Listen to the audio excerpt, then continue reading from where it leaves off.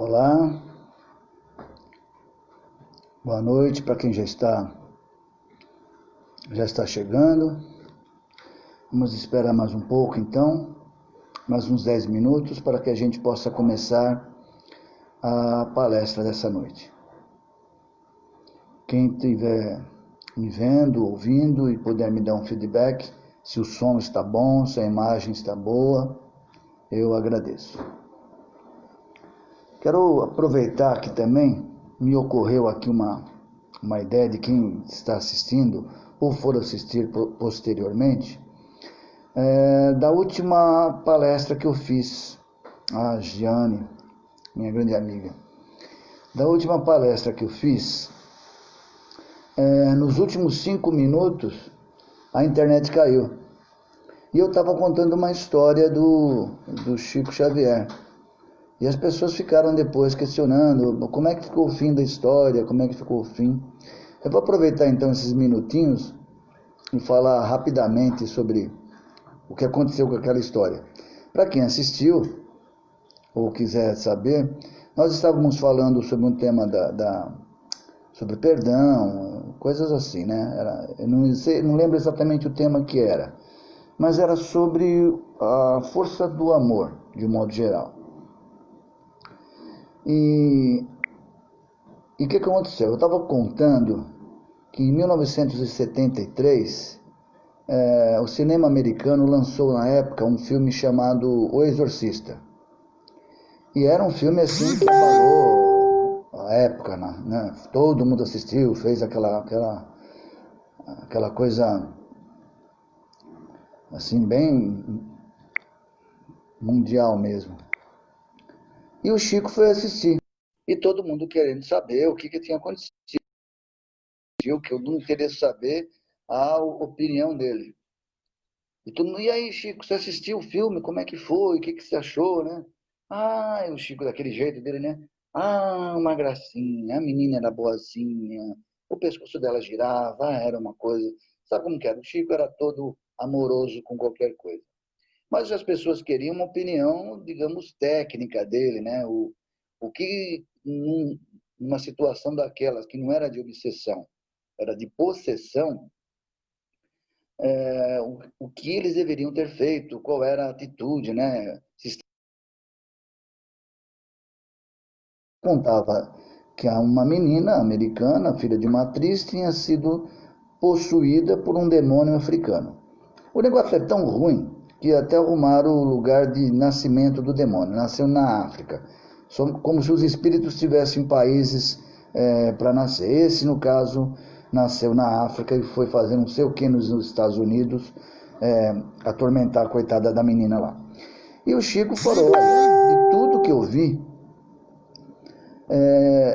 uma coisa que eles não fizeram, que seria mais eficaz do que tudo aquela papagaiada que eles fizeram, era ter tratado aquele obsessor ou aquele demônio, seja lá como queiram chamar, com amor. Fizeram tudo. Eles fizeram uma guerra, enfrentaram, pegaram cruz e jogam água benta e falam em latim e pega a Bíblia e abre nas páginas, tentaram converter o demônio para virar católico. E não adiantou nada. Morreu um padre, depois morreu outro. O fato é que o que o Chico quis dizer ali, o que faltava realmente era amor. Era amor que eles não tinham usado para tirar, né, aquele demônio que estava possuindo a menina. No caso não era nem obsessão, era possessão. Faltava realmente amor. Então o Chico, com essa declaração, ele desconfigura toda essa ideia que se tem de que quando uma pessoa está lá possuída ou obsediada, que pega a Bíblia, que bate na cabeça e faz aquele show todo, aquilo é uma bobagem, né? Dá para ver que o amor realmente ele cobre uma multidão de pecados. Eu lembro até de um caso, me ocorreu agora também, com o Divaldo. Certa vez uma senhora foi procurar ele, desesperada, isso faz muitos anos. E, Divaldo, eu estou com um obsessor, você precisa me tirar, só você tem essa capacidade de tirar esse obsessor de mim. Me tire esse obsessor, Divaldo. E abraçava o Divaldo, agarrava o Divaldo desesperada. E o Divaldo, naquele baianês dele, né, bem devagar, fala para ela: minha filha, se eu tirar o seu obsessor, eu coloco ele onde?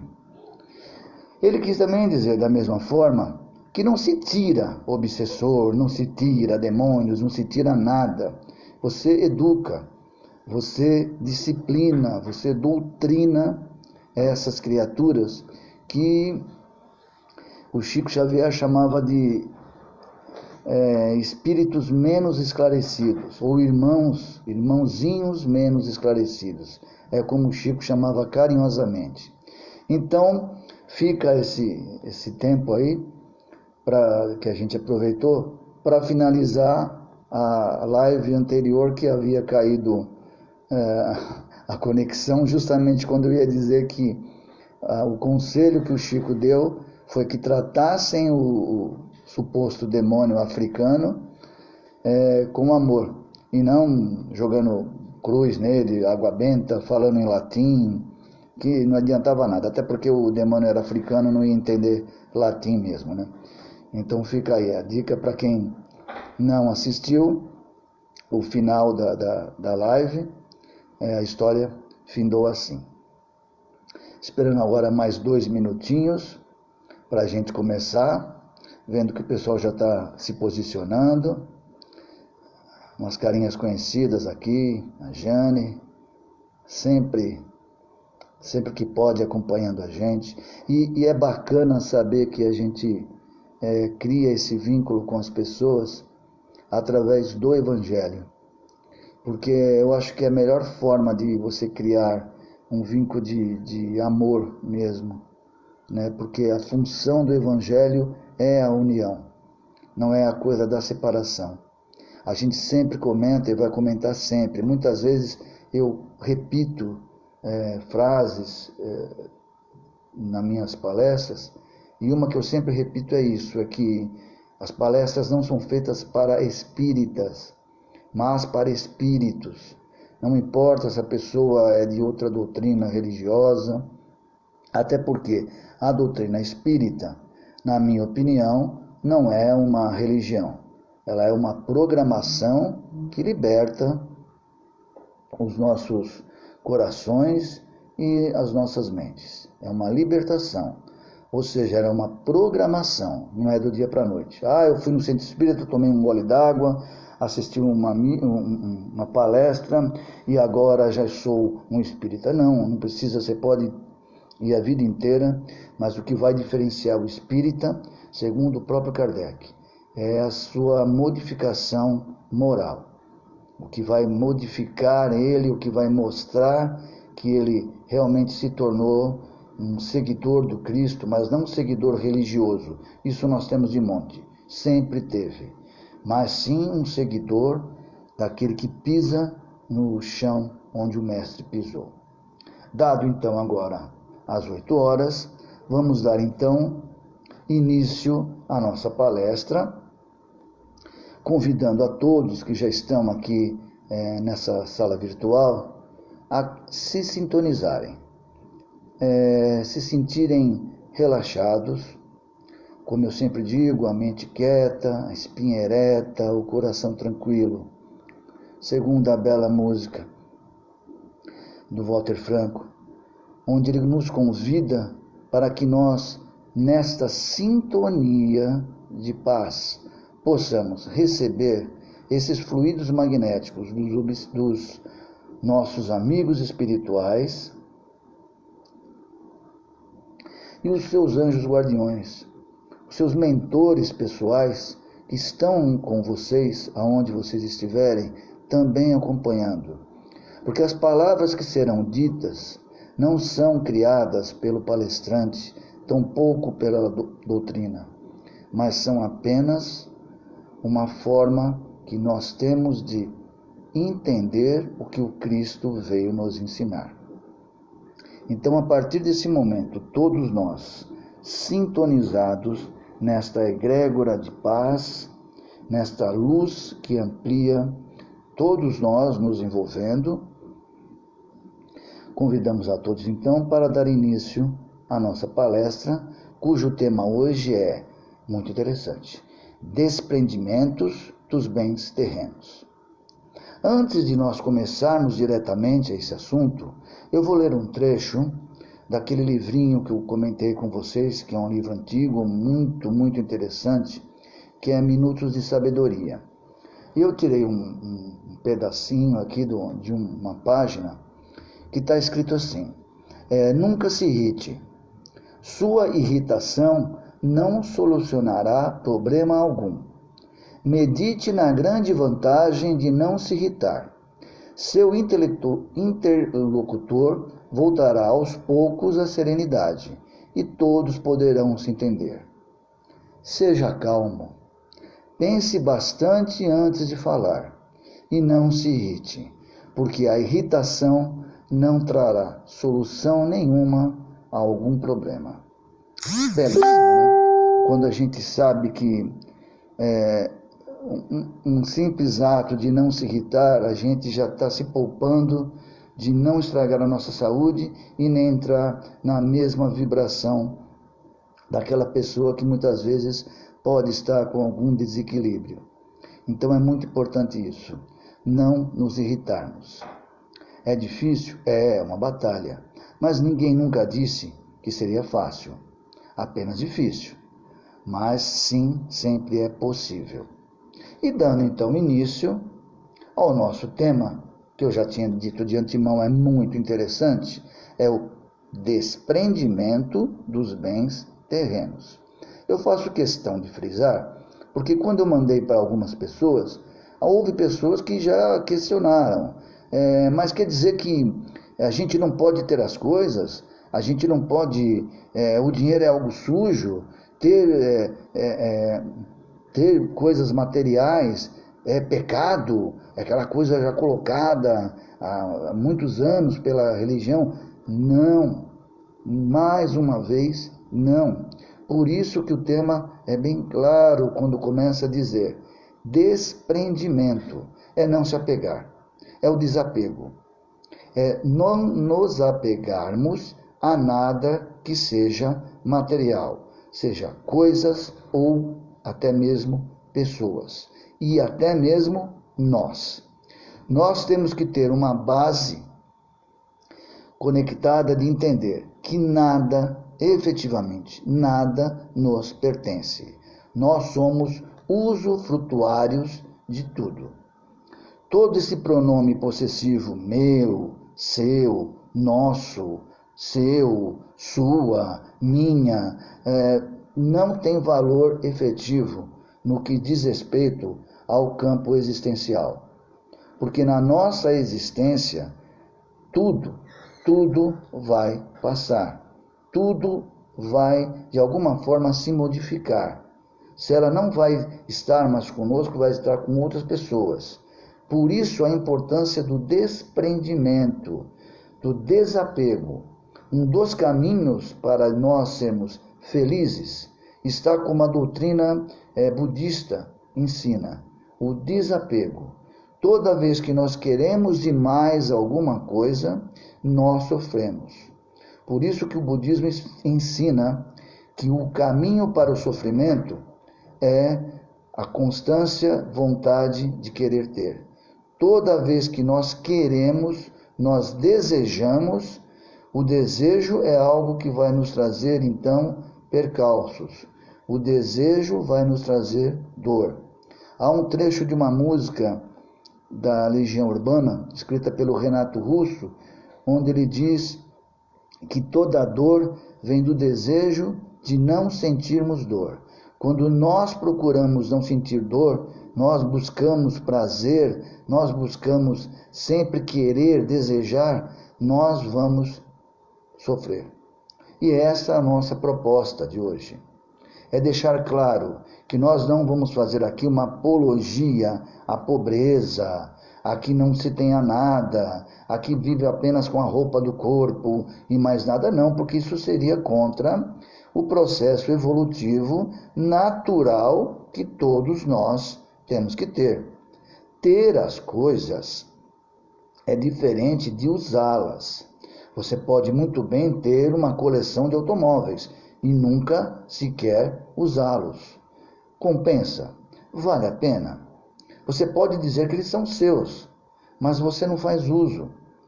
Portanto, nós só podemos caracterizar que algo é positivo quando nós fazemos uso disso. Nós sabemos que estamos dentro de uma sociedade totalmente consumista. Basta ver agora um pouquinho só de flexibilização das normas de distanciamento social e as lojas já encheram, as pessoas saíram para comprar. Todo aquele desejo que as pessoas estavam falando, de saudade de saudade de não sei o que lá, saudade da... Não, a saudade era de ir nas lojas mesmo comprarem as coisas. A saudade de ver o barulhinho lá da maquininha do cartão de crédito. Essa era o desejo maior. Por isso o sofrimento. Ou seja, veio algo para que nós pudéssemos aprender, rever nossos valores, mas infelizmente ainda falta um bom tempo para que a gente possa entender que nós podemos passar com o mínimo. O tal de ser minimalista, passar com o mínimo. Nós podemos passar com o mínimo. É claro que a necessidade faz com que nós vamos buscar as coisas, mas é diferente dessa obsessão que se tem em consumir. Nós procuramos consumir muito e associamos isso dentro de uma sociedade consumista, associamos que isso é felicidade. Por isso que toda vez que uma pessoa possui algo, nós associamos que a quantidade de coisas que a pessoa possui faz dela uma pessoa mais feliz. É verdade isso? Não. Nós sabemos que na prática não. Repetindo, nós não estamos aqui de forma alguma pregando a pobreza, se abster de tudo, viver nas cavernas. Claro que não, isso é um conceito errôneo. Isso é uma coisa usada pelas religiões para, na realidade, colocar o dinheiro como mal e falar, não, deixa esse mal que a gente segura ele para você, ao menos você não vai ser um pecador sendo rico. Não é essa a questão de forma alguma.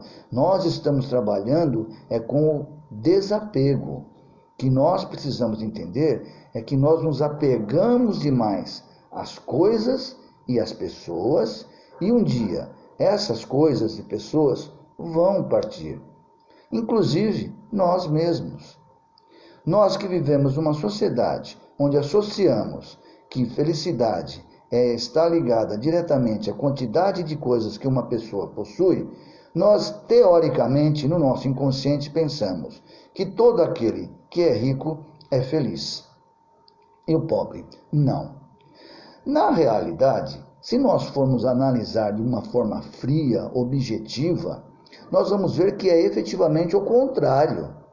Nós não temos nas estatísticas alguma casos desses moradores de rua, pessoas que não têm absolutamente nada material. Eles têm às vezes uma carroça, a roupa do corpo e lutam bravamente para conseguir um marmitex para comer.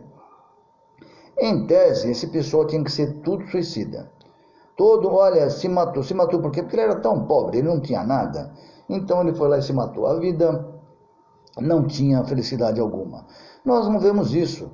Nós não vemos um caso, estatisticamente, de um morador de rua, alguém que está numa situação de miséria absoluta, se suicidar porque estar assim. Ele pode morrer por outras causas ligadas a isso. Mas não que ele vá tirar a própria vida, porque ele não vê que a felicidade está ali. Talvez por não ter nada, ele não tem nada a perder, qualquer coisa para ele já é algo muito bom. O inverso, proporcionalmente, o inverso já é bem diferente.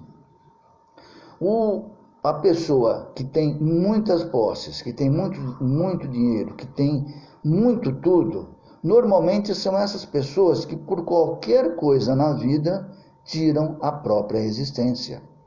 Quantas vezes nós vemos pessoas, e a gente comenta, são celebridades, atores, atrizes, músicos, que de repente se suicidam. Aí todo mundo fala a mesma coisa. Como que ele fez isso, ou ela fez isso? Tinha de tudo. Não, ele não tinha de tudo. Ele tinha dinheiro, ele tinha fama, ele tinha um monte de coisa, mas ele não tinha felicidade. Daí onde vem a ideia, que é justa, de acharmos que dinheiro não traz felicidade. E ele não traz mesmo. Mas o dinheiro não traz felicidade por um simples motivo, e é bom que se diga.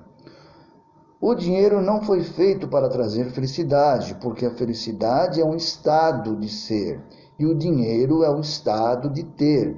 É muito diferente. Ter o dinheiro é diferente do que ser o dinheiro. O dinheiro, propriamente dito, ele não tem nenhuma função moral. Se nós pegarmos aqui, já dissemos isso em outros lugares, vamos repetir, 1 milhão de euros, colocarmos aqui em cima dessa mesa, deixarmos num canto e ninguém mexer por dezenas de anos, ele vai ficar lá, ou desvalorizando, ou vai estragar. Ele não vai sair correndo, comprando droga, comprando armas, comprando prostituição. Mas se ele for bem empregado, ele pode virar medicamentos, virar alimentos, virar mantimentos para as pessoas, roupas. Tudo depende da mão que usa. A mesma mão que abençoa é a mesma mão que amaldiçoa. Tudo vem daqui. Vem da nossa mente, que por acaso vem do nosso coração, no sentido figurado do sentimento, para que nós possamos ter as atitudes corretas com as coisas que nós precisamos consumir, que nós precisamos consumir, não que nós consumimos apenas por consumir. Nós temos um lema na sociedade de consumo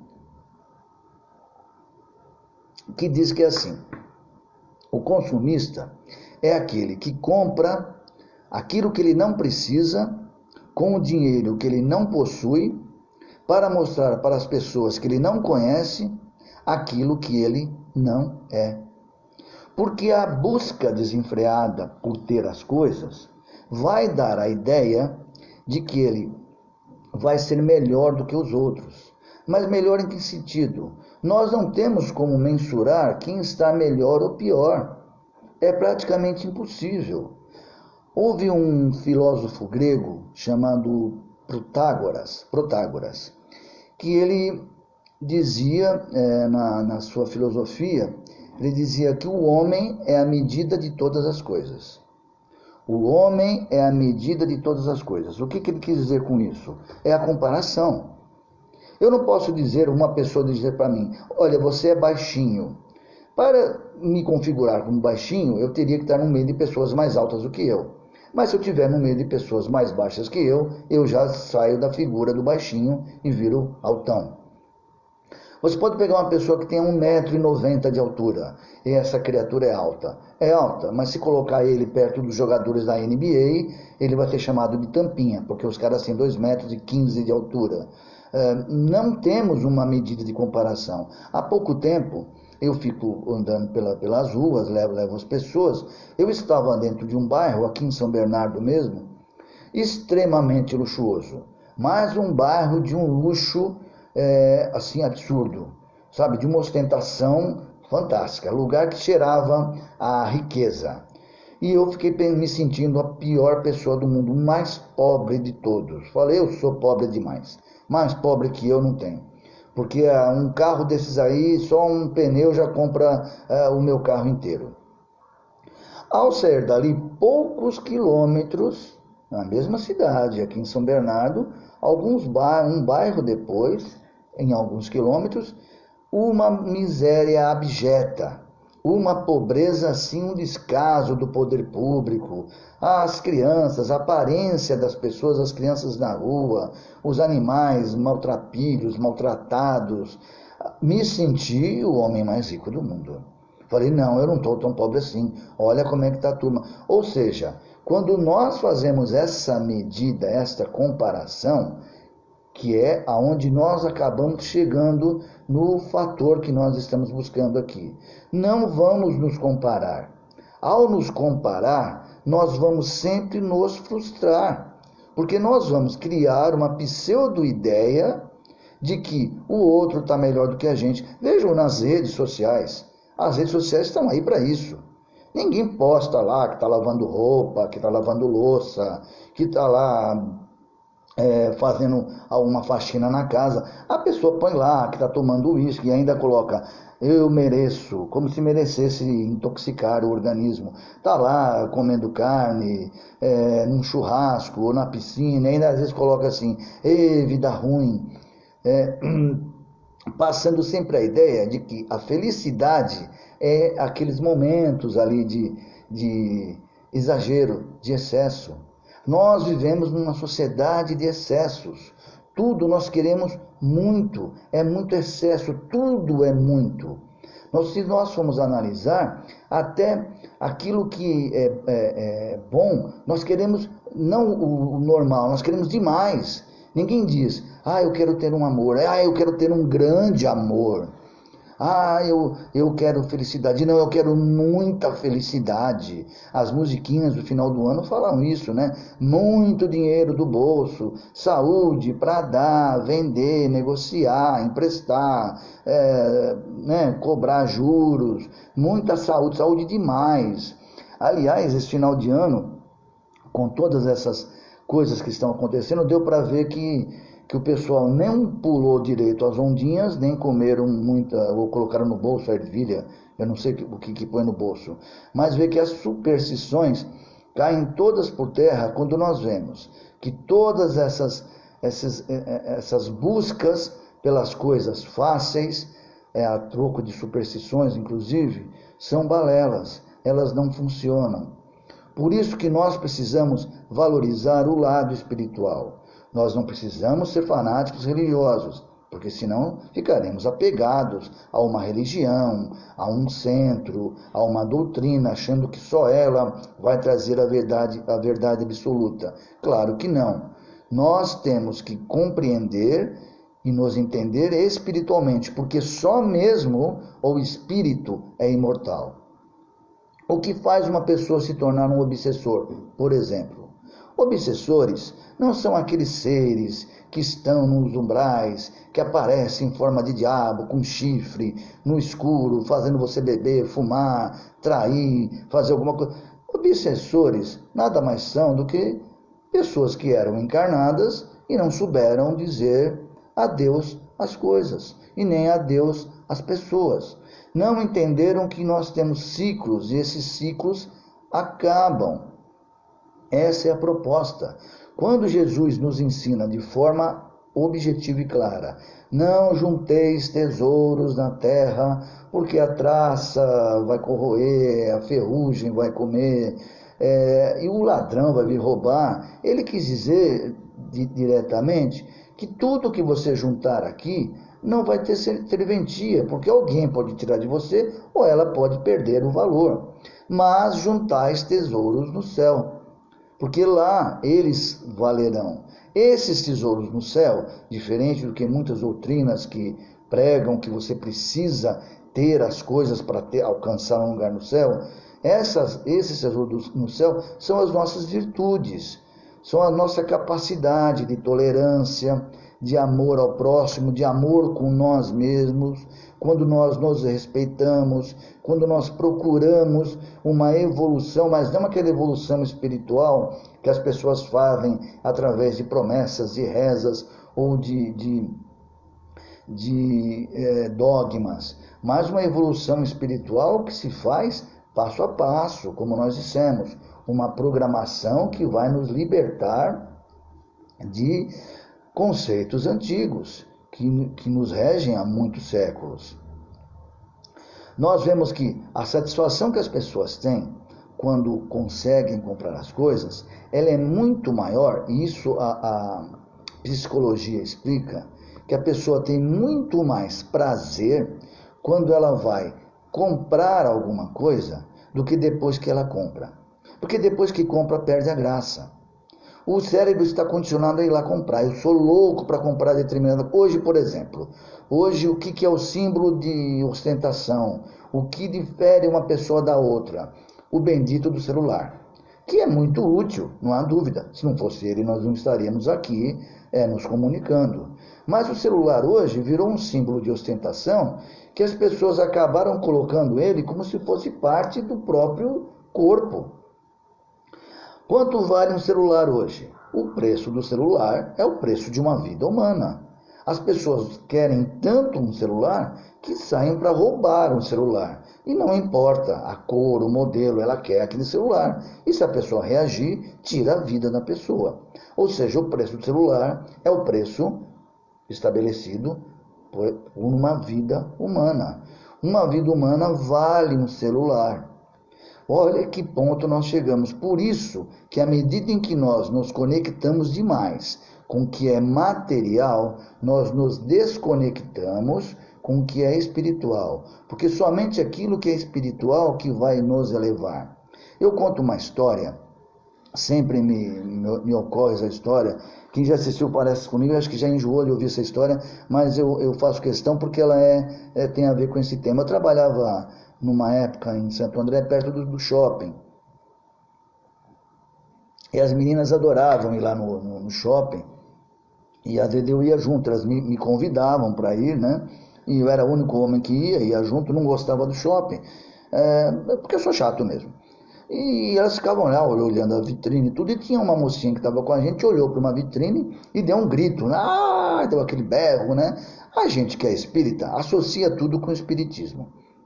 Na hora que ela olhou para o vidro, para a vitrine, eu olhei, não tinha nada, eu pensei, é espírito que está vendo, né? Calma, irmã, faz uma oração, deve ser um espírito que veio para consumidor, desencarnou aqui no shopping, daqui a pouco ele vai embora, ficou devendo alguma coisa. Não, seu burro era eu. Não, seu tonto, é o sapato que eu estou vendo ali naquela vitrine, é o sapato que saiu na revista. Sem esse sapato eu não sou nada. Sem esse sapato eu não sou ninguém. Olha, eu falei para ela, você pode ser qualquer coisa. Você pode ficar até sem as suas pernas, sem os pés, você vai continuar viva, você não vai... Não, porque sem esse sapato eu morro. Não, você não morre. Se cortar suas pernas, seus pés, você vai continuar viva. Ela ficou de cara virada, foi lá, pegou o cartão, comprou em 3 vezes e depois não me chamaram mais para ir lá com elas para o shopping, né? Elas almoçavam rápido e iam na minha frente dizendo que não iam para lá. E comprou, depois usou mais uns 2, 3 vezes e acabou enjoando. Como acontece com a maioria de nós. Consome demais. Se nós formos fazer, digamos, uma lista das coisas que nós possuímos, é muito grande. Nós não daríamos conta para ter tantas coisas. A maioria de nós tem muita calça, muito sapato, muita roupa, muito talher, muito tudo. Esse acúmulo de coisas vai acabar fazendo com que a nossa vida também se emperre. Porque o espírito, ao estar num corpo físico, ele já tem um sofrimento muito grande com isso. Ao estar num corpo físico, ele busca a liberdade. Veja, é muito difícil estar dentro de um corpo físico, porque um espírito é um ser sutil. Ao estar dentro desse corpo, ele tem todo esse peso, ele tem que alimentar, ele tem que estar sempre se lavando, ele tem que fazer toda a higienização, ele tem que ter um período de descanso, depois ele tem que se alimentar de novo. Dá muito trabalho estar dentro de um corpo físico. E nós ainda sobrecarregamos esses espíritos com mais peso, quando nós colocamos tantos desejos que nós criamos dentro de nós, especialmente dentro de uma sociedade onde nós não procuramos nos diferenciar. Nós estamos dentro de uma sociedade onde nós nos enquadramos dentro de um sistema e acabamos sendo mais um a desejar aquele carrão, mais um a desejar aquilo que muitas vezes é apenas desejo. Não vai te trazer felicidade, vai te trazer uma ostentação. Quando nós falamos que o dinheiro não traz a felicidade, muitos vão falar, mas Se a pessoa tem um bom plano de saúde, ela pode ter uma qualidade de vida, claro, o dinheiro ele vai te trazer, não saúde, ele vai te trazer um bom tratamento.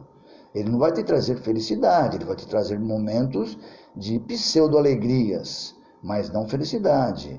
Ele vai te trazer conforto, mas muitas vezes esse conforto vai gerar em você a preguiça, vai gerar em você a tal da lei do menor esforço, de fazer cada vez menos até não fazer nada. E vejam, mesmo assim, há pessoas que dentro dessa sociedade dizem ou se auto-intitulam abnegadas. São aquelas pessoas que batem no peito e dizem: olha, eu não sou uma pessoa apegada a dinheiro. Na realidade, eu não ligo para dinheiro. Aí, de cara, nós ficamos pensando, mas, querido, amiga, eu te conheço, você não é apegado a dinheiro, é porque você também não tem. Talvez se você tivesse, você fosse apegada. É diferente eu dizer, eu não me apego ao dinheiro, mas vem 1 milhão de euros na minha mão. Eu vou pegar esse 1 milhão de euros e dar para alguém? Aí eu passo a ser apegado ao dinheiro.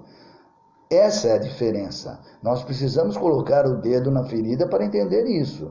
Ser bom, ser generoso, quando não se tem nada, é fácil. Porque não se tem nada mesmo, mas quando se tem muito, será que nós seríamos generosos?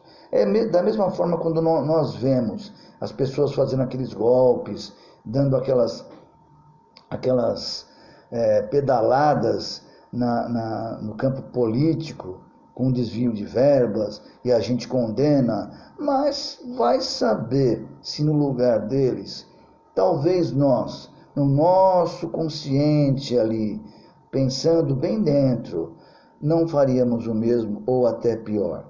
Talvez a gente só não faça porque não temos oportunidade, porque pequenas coisas nós fazemos. É claro que nós estamos falando de outras doutrinas, os espíritas não fazem isso. Ninguém compra CD pirata, ninguém compra software pirata, todo mundo compra coisa com nota fiscal, ninguém vai, pega um livro emprestado do centro e depois devolve direitinho, ninguém pega e depois não devolve mais, todo mundo é muito bonzinho. Claro que não, né, gente? Nós estamos cada um em um estágio, a gente talvez só não apronte porque não tem oportunidade, porque muitas vezes pequenas oportunidades aparecem e a gente quer tirar proveito delas. Por isso que ser abnegado quando não se tem nada é fácil, mas e quando se tem e se é abnegado? Vemos o caso, como sempre usamos de exemplo, Chico Xavier. Chico Xavier, em 1965, se eu não me engano, tinha um programa que ele era entrevistado ao vivo, chamava Pinga Fogo. Quem puder procurar no YouTube vai encontrar, onde ele fala sobre problemas financeiros. E o Chico conta uma história muito interessante. O pai dele estava doente, estava de cama, já fazia muito tempo sem poder trabalhar, e eles passando, como passaram a vida inteira, aquela apertura financeira que acompanhou o Chico a vida inteira. E o que acontecia? O pai dele via, estando de cama, ele tinha que tomar 2 medicamentos, e o preço dos medicamentos, nem o salário do Chico cobria os medicamentos dele. Para você ver a situação como era difícil. Na época era coisa de contos de réis ou 1.000 réis, eram coisas assim, era o valor do dinheiro da época. Mas o pai dele via o entra e sai na casa do pessoal da editora comemorando a venda espetacular do livro Brasil, Pátria do Evangelho. Perdão, me fugiu o nome, Brasil, Pátria do Evangelho. E é um livro de Humberto de Campos, que o Chico psicografou. O livro foi um best-seller, foi um sucesso, uma coisa assim que gerou muito, muito dinheiro para a editora. E o pai do Chico questionou: Chico, por que você não pega uma parte desse dinheiro para comprar os meus medicamentos, comprar uma comida aqui para a gente comer melhor? Aí ele falava: pai, eu não posso fazer isso. Os espíritos fazem esses livros, eu apenas escrevo. O dinheiro vai para os pobres. E o pai dele falou: mas filho, mais pobre do que a gente não tem. A gente está pobre, paupérrimo. Nós estamos enquadrados nesse esquema do que os espíritos fazem. Mas pai, o Chico ficava muito triste, porque ele não conseguia ter como explicar para o pai que ele não poderia usufruir daquilo. Porque ele sabia que Emmanuel foi muito criterioso ao dizer para ele ter disciplina, disciplina e disciplina, porque qualquer deslize, ele acabaria se perdendo. Assim como nós. Nós, às vezes, temos ali uma oportunidade e aproveitamos. Por isso que nós estamos falando. Uma coisa é você não ter absolutamente nada. Outra coisa é você estar ali precisando e saber que você poderia usufruir daquilo, nem que fosse um pouco. Seria até uma questão de justiça. Mas vejam, quando uma pessoa coloca um objetivo na vida e realmente segue os passos do mestre como uma coisa diferente. Entender que aquilo não era para ele. Que se ele pegasse um pouco daquele dinheiro e usasse, em pouco tempo ele estaria se corrompendo. Então ele falou: pai, eu não posso fazer uso desse dinheiro. E o pai dele acaba depois brincando com ele, falando: não tem problema, filho, eu aceito isso, mas fica tranquilo, quando o pai for para o plano espiritual, eu vou mandar para você os números do jogo do bicho, para você ganhar algum dinheiro, pelo menos você sabe que fui eu que mandei. E o Chico falou brincando que jogava sempre e nunca acertou nada, ou seja, o pai dele não teve como passar para ele os números. Chico conta essas histórias que nós não conseguiríamos falar de nós mesmos, e ele conseguia contar de uma forma tranquila e amorosa, sem autopiedade e sem buscar em cima dessa situação aquela coisa piegas do homem pobrezinho. Não, ele escolheu aquilo como vida. Tanto Chico como várias pessoas, vários grandes espíritos, escolheram a abstinência do dinheiro como uma missão, mas eles não espalharam isso para os outros. Vejam o caso também conhecido de Francisco de Assis, um jovem de 19 anos, que era o menino mais rico da região de Assis, da cidade natal dele. E ele se absteve de tudo, ele não quis nem as roupas que o pai dele deu. O pai dele achou que ele estava louco, não era possível.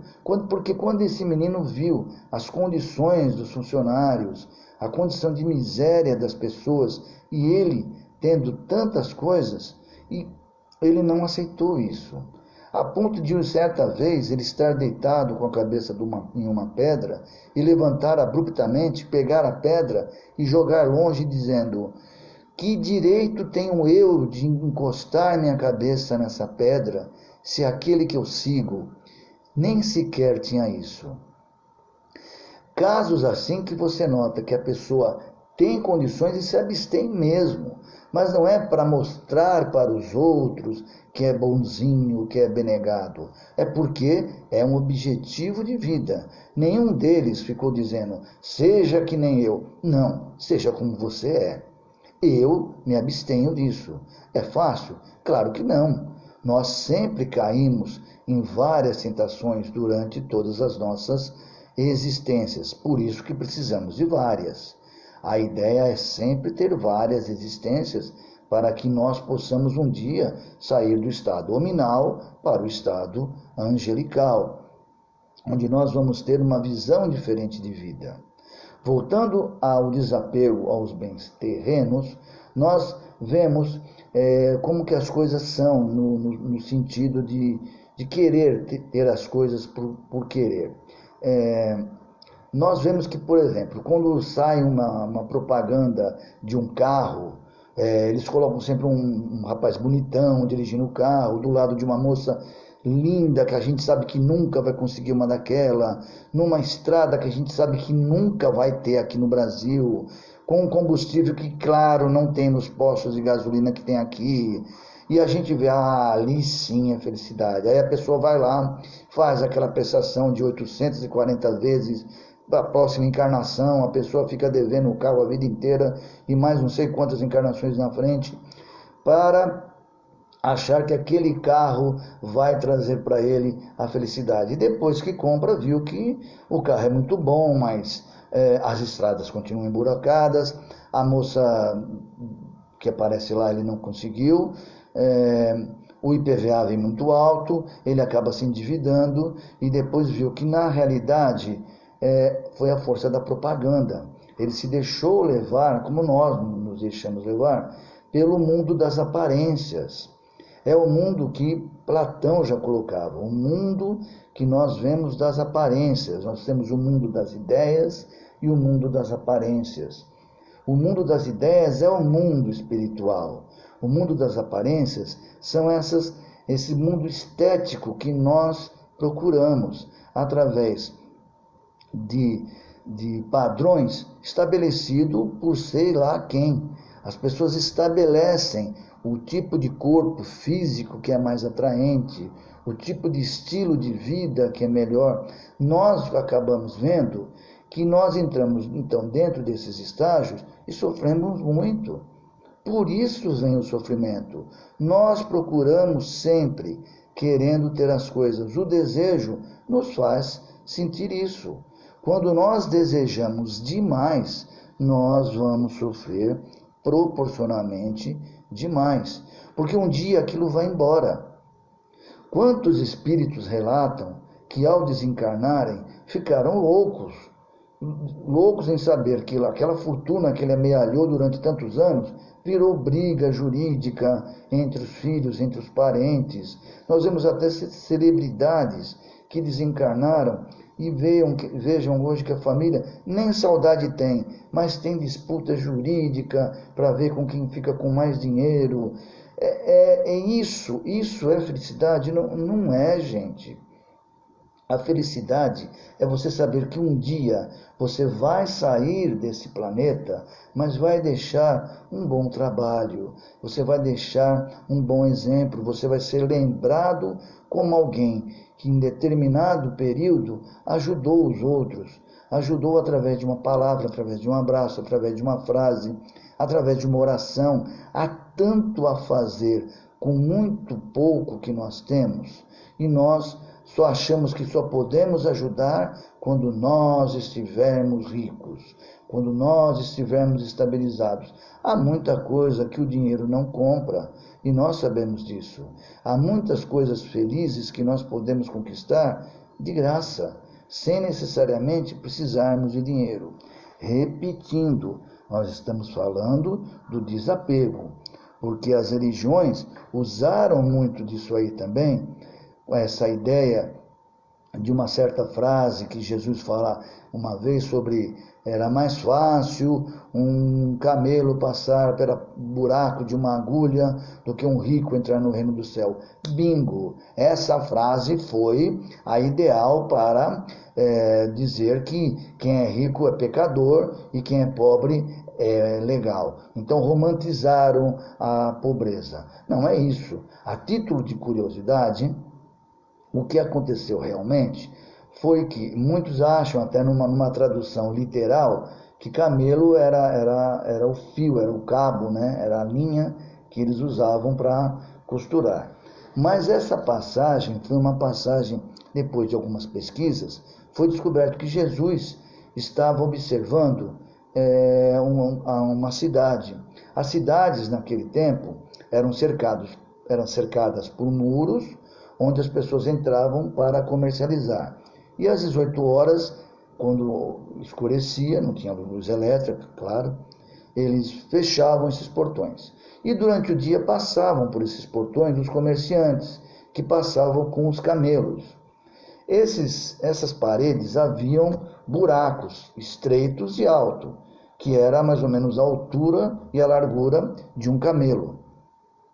Ao passar com o camelo, se a altura fosse muito alta, ele tinha que descarregar as coisas, pagar o fisco, pagar lá o fiscal da fazenda, depois passar o camelo, pegar as coisas e carregar e colocar de novo no camelo.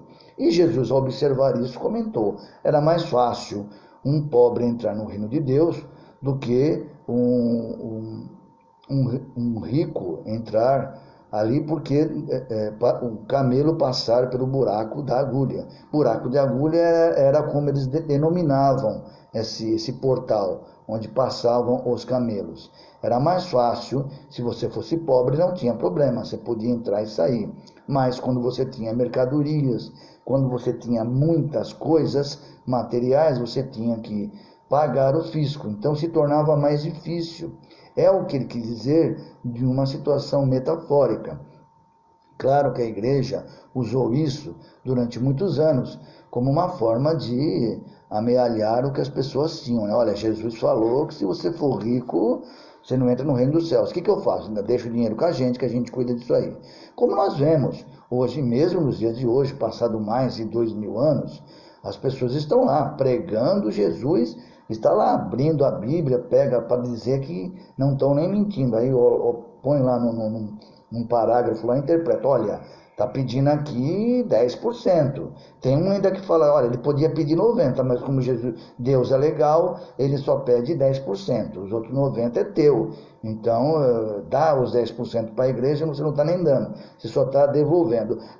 É o cúmulo da cara de pau, né, do estelionato, mas é o que nós vemos, infelizmente, algo que se faz concreto, né? Tanto que aparece, como se eu fosse fazer essa live aqui, aparece todas aquelas contas para ser depositadas. Deus deve ter um CPF em vários países, vários bancos, deve pagar um imposto danado. Sabemos que isso aí tudo é uma forma que faz com que a gente pegue uma certa aversão até ao dinheiro ou às religiões e associe então a religião ao dinheiro. Por isso que o que nós pregamos é a desconstrução da religião, é a construção da religiosidade, que é a espiritualidade muito bem entendida e muito bem interpretada.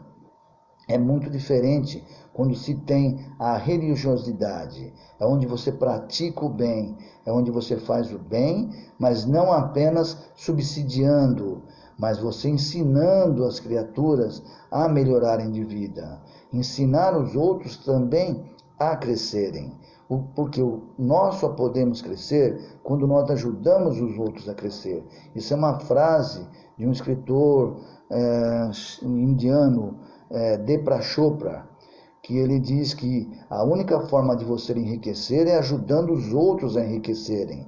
Na verdade, a maioria de nós faz justamente o inverso. Para eu ter, eu tenho que tirar do outro, porque se o outro tiver, vai me fazer falta. Esquecendo que esse mundo é abundante. Nós temos muito de tudo aqui. Dava para dividir com todo mundo e todo mundo ter uma qualidade de vida muito boa. Mas ainda existe dentro de nós a chaga do egoísmo. Essa chaga do egoísmo coloca como: se eu tiver algo, eu não posso repartir com você, porque eu vou ficar com menos. Tem até uma religião, é outra coisa que eu sempre comento também, é uma religião que eu não me lembro direito o nome, me parece que é da prosperidade, alguma coisa da prosperidade, doutrina da prosperidade, alguma coisa assim, mas a prosperidade material, né? Alguma coisa de doutrina da prosperidade, que eles têm um chavão que chega a ser até engraçado, né? Eles falam, chegam e dão aqueles depoimentos: ontem eu possuía uma casa caindo aos pedaços, depois que conheci Jesus, lembrei, teologia da prosperidade.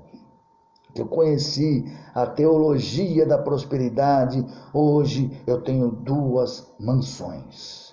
Ontem eu tinha um carrinho velho, sambado, danado.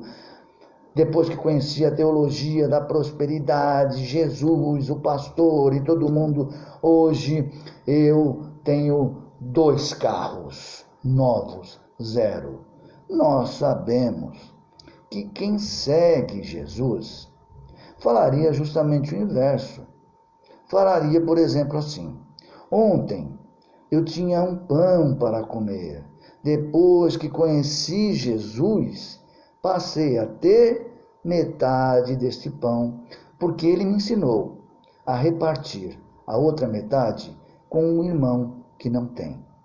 Essa, sim, é a grande diferença que nós vemos quando nós nos apegamos demais à matéria e quando nós nos desconectamos da matéria e passamos a nos espiritualizar mais. Gente, está chegando já o fim da nossa palestra. Eu tinha até esquecido, achando que era de 30 minutos, mas deu tempo de falar mais coisa. Mas essa palestra, esse tema é muito interessante, ele é muito bacana, porque ele vai trazer muitas reflexões para a gente, tá? Para a gente não tem a culpa de querer ter uma vida melhor, mas para que a gente não esqueça que um dia teremos que dizer adeus às coisas e às pessoas, sem termos remorso.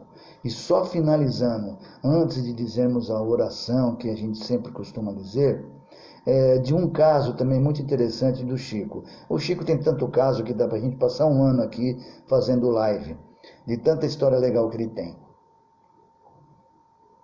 Dizem uma vez que o Chico, ele mesmo contou, ele estava numa reunião com pessoas, e o Chico, assim, ele ficava tanto com pessoas extremamente pobres, paupérrimas, absolutas, a empresários, a celebridades, artistas.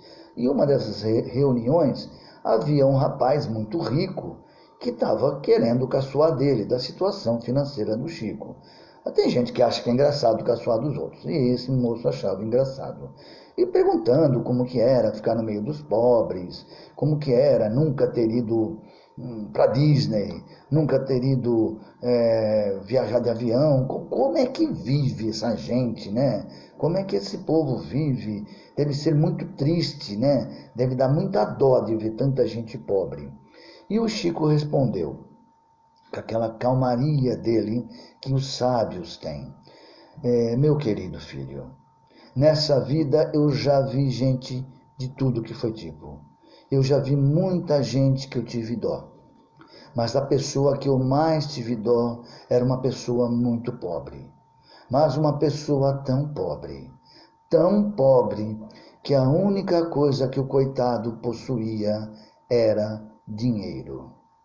Vejam que lição que nós recebemos desse nosso mestre amado. Fechando então a nossa live, e muito grato a todos, muito grato pelos símbolos de amor que eu recebi, por toda essa vibração que a gente recebe, porque as palestras que eu faço normalmente é quase que de improviso. Vão aparecendo as ideias e elas vão sendo disseminadas. Então eu agradeço muito a todos que estiveram aqui, que me acompanharam, e pela Giane, mais uma vez, de ter me dado esta oportunidade, porque falar sobre o Cristo, falar sobre o Evangelho é uma oportunidade de ouro. Não percam, quando tiverem, nunca percam essa oportunidade. Às vezes a gente vai nos centros espíritas, passa lá 10, 15 anos, tem vergonha, mas não um conselho, mas uma orientação interessante é que dê sempre um passo a mais. Tente preencher a água, fazer alguma coisa na casa. Eu tenho vergonha de dar palestra. Então, dê suporte, faça uma oração, peça para fazer a oração. A gente sempre acha engraçado quando faz o curso, E na hora que o professor fala quem vai fazer oração, é um tal de caneta cair, a pessoa amarrar o tênis ali, o sapato, o outro olhar para o relógio, o outro dizer uma disfarçada, como se fosse uma prova. E não é, é uma oportunidade. Né? Poder fazer uma oração, poder falar sobre Jesus, é algo que não precisa de uma intelectualidade profunda. Também já falei várias vezes, já aprendi muito, muito mais sobre Jesus com moradores de rua, com pessoas semi-analfabetas, com pessoas de uma vida extremamente sofrida, sem nenhum grau de informação, de escolaridade, de nenhuma formação acadêmica. E já vi muitas bobagens de pessoas acadêmicas que escreveram vários livros falando sobre o pôr do sol e são endeusadas.